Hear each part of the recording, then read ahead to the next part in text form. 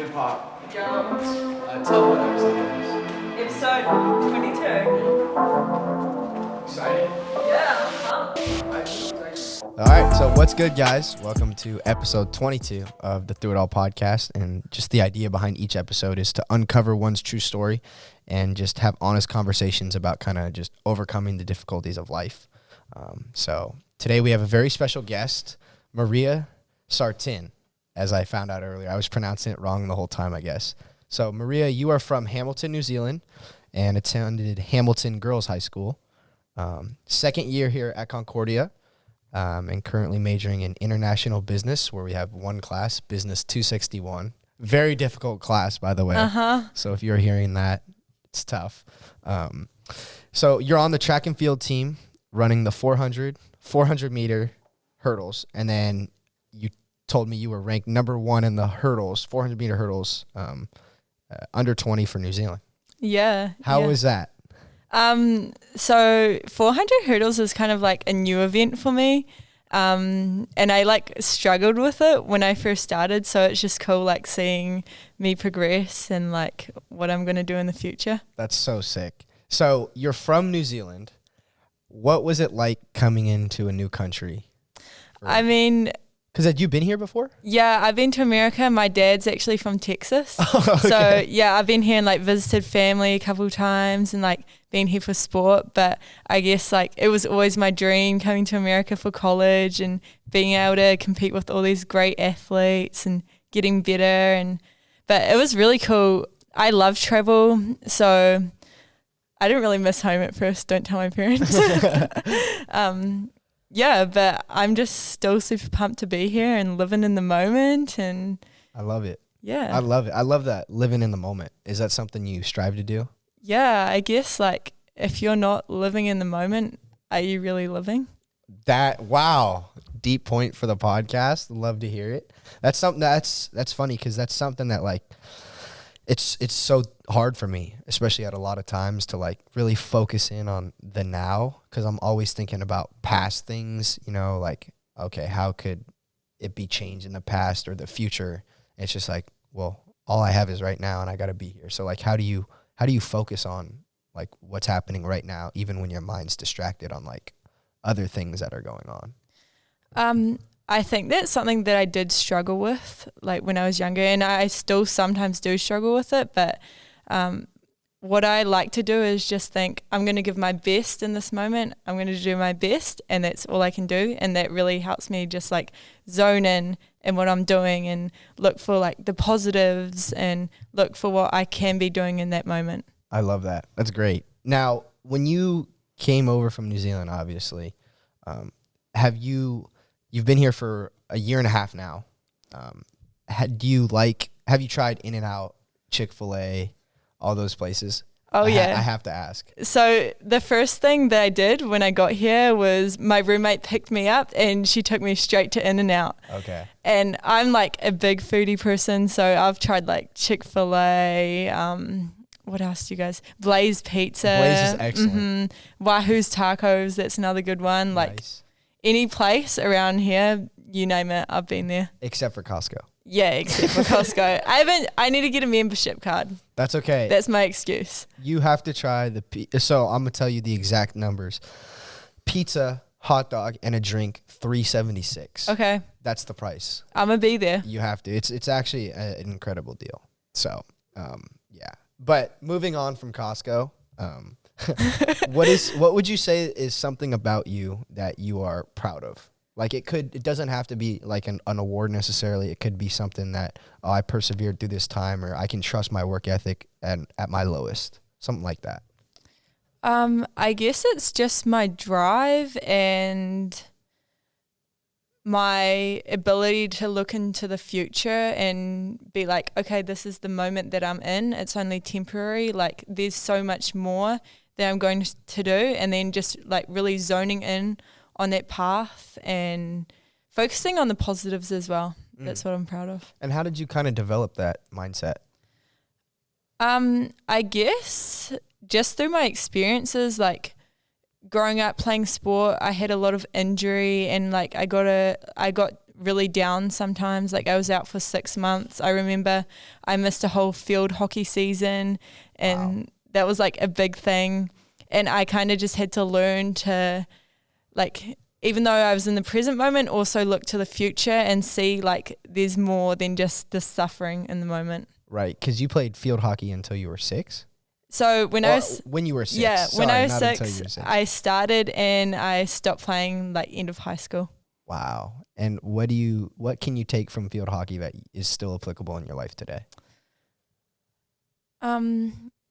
Probably the biggest thing, probably like who you're around and like the team that you're on can really impact your performance and what you do and how you feel. During that time, did you say you had like teams that were like fun to be on? Like you had good teammates, or was it more people that like, I don't really rock with them? I definitely think both, but I think the years where I did the best in field hockey and we did the best overall as a team was when the team really gelled and like there was a really good connection with the coach and we were just all like striving for that goal. Were you always someone like, not I guess in field hockey obviously, but were you always someone who kind of dreamed big for yourself? Yeah, like ever since I was young I've dreamed big, and I told my mum since I was like 12, one day, Mum, I'm going to buy you a house in the Bahamas, and I'm going to have little swimming pigs, and I'm going to travel the world. I'm going to do all these things. And I think that's just like what keeps me motivated, because in life you can do anything if you put your mind to it. Right. You just got to have those big dreams and decide which one you really want and stay focused and zoned in on that. That's so awesome that you said that. Like, because I tell that to my mom all the time, you know, but I kind of wanted to ask you this too. Like, there's some days where, because this is the first thing I wake up, the first thing I think of when I wake up in the morning is like, okay, like I want to make it with this podcast. And it's like, how do you deal with the days where it's like, oh, I don't know, you know, I don't know if I feel like I can make it today, or I don't want to do this today. But how do you maintain that mindset through days that are a struggle? I mean, like, I have big faith. Like, I'm a big believer in God, and I believe that God, on our way to our dreams, He's given us these dreams, and on the way to them, He's going to put us through, like, challenges and struggles and days where we're not going to want to get up and strive towards our goals, but that's all part of, like, building your character and getting you to where you're going to get to with a story so that you can help and inspire other people. I love it. And what's your ultimate dream in 15 seconds? My ultimate dream? For you. I want to represent New Zealand in the Olympics. I want to develop my activewear brand so it's a worldwide brand. I want to own hotels all over the world so I can go stay all over the world and just be around people that I love. That's so awesome. That's so awesome. Let's dive into that, your activewear brand. So it's called Uncontainable Wear. Yep. Now, what was the process for coming up with a name? Like, what's the idea and message behind it? So when I was younger, probably like 16, I struggled with like, I guess a lot of like pressure that society put on me, and I also put on myself. And I had like an eating disorder. And I just like let things limit me in my mindset and limit me in my dreams and my relationships and everything.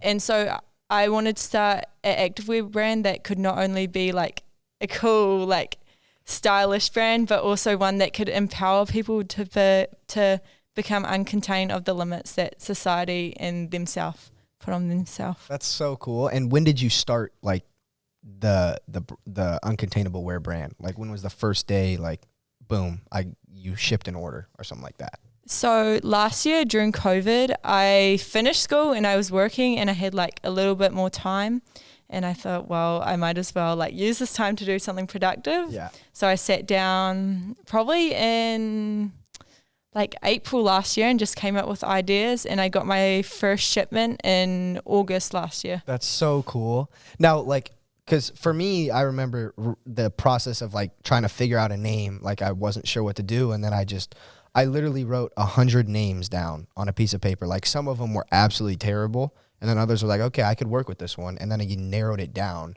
to like whatever, final 2. So like, how did you figure out a name for you?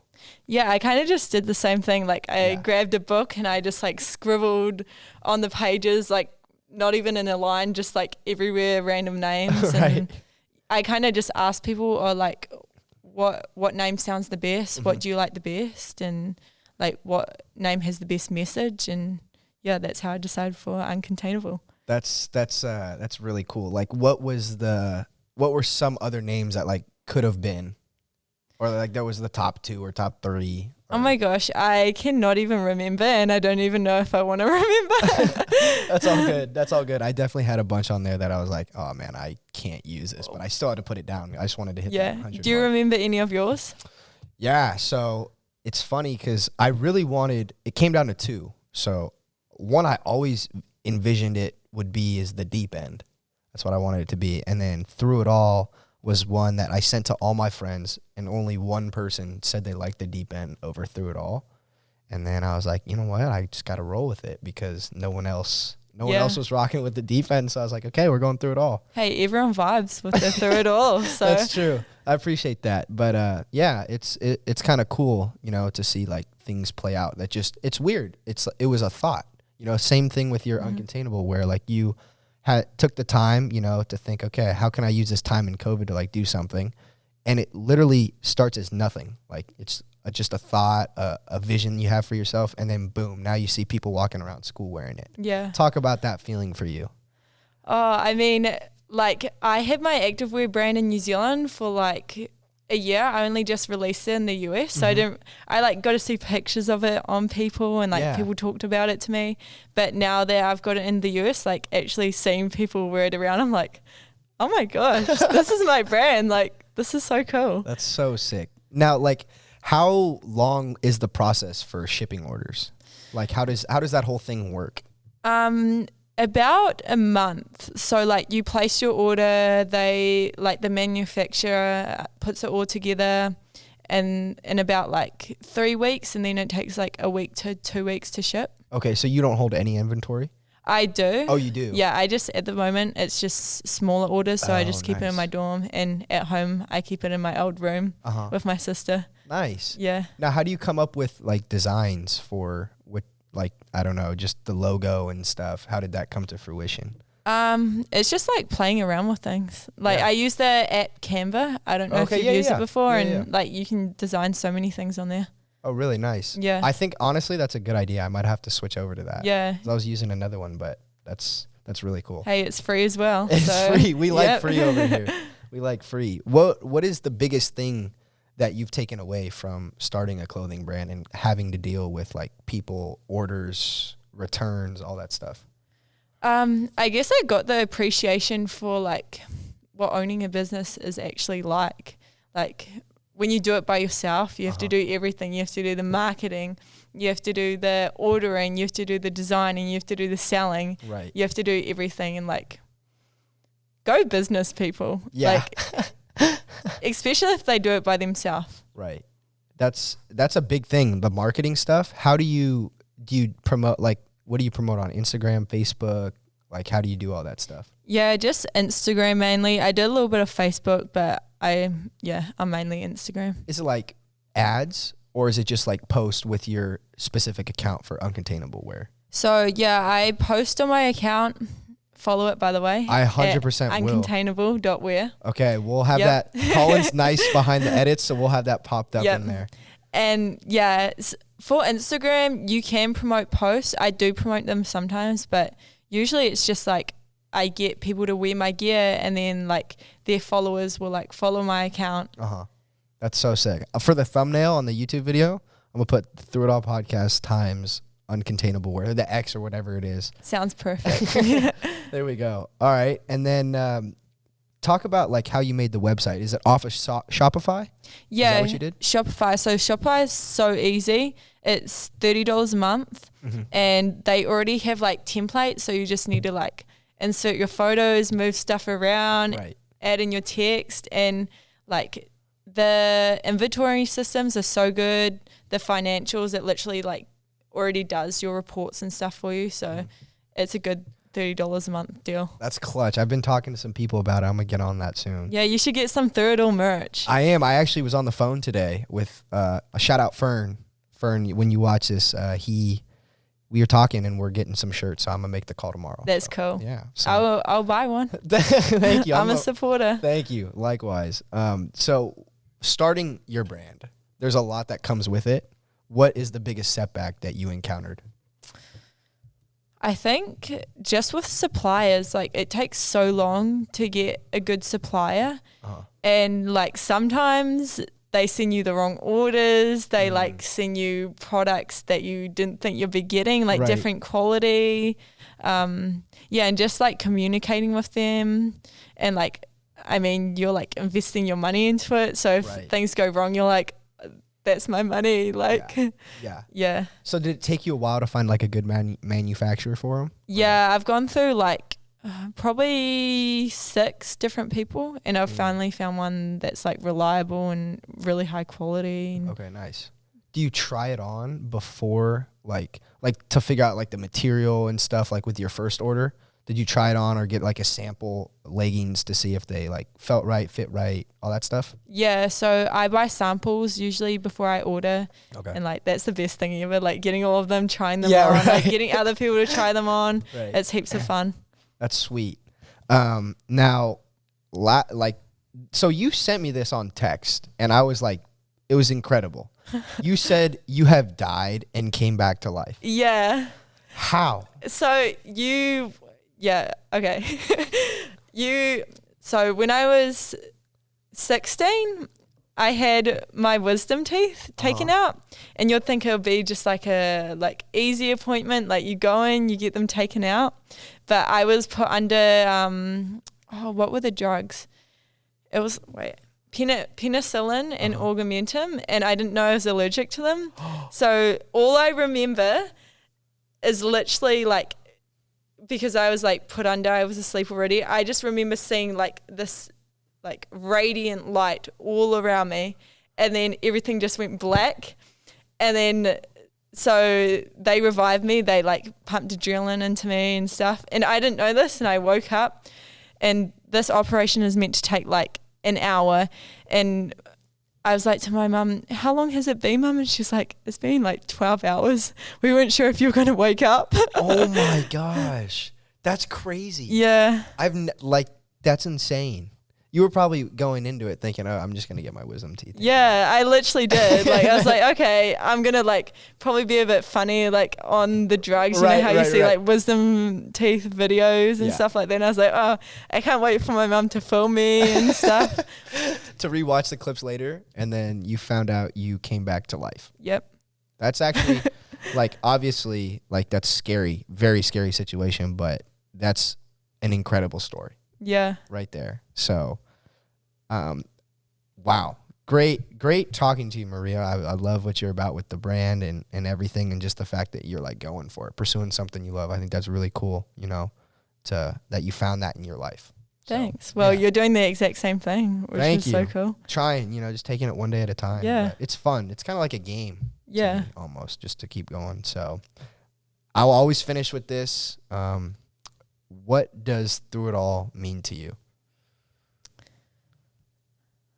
I guess just showing up every day and giving it your best, no matter what you face, and coming out the other end. Love it. Love it. Okay, now for the Through It All 3. First question. Favorite letter in the alphabet other than M?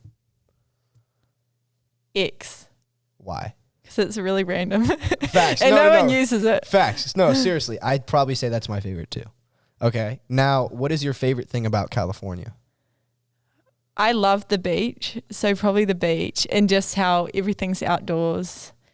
Actually, just how there's so much. Like there's shopping, there's entertainment, there's the beach, there's like celebrities, there's good track, there's good sports. You're never bored. Yeah. I mean, I think you picked the best spot ever to go to school in America. Like literally the best spot. I agree. Now, what's your favorite thing about New Zealand?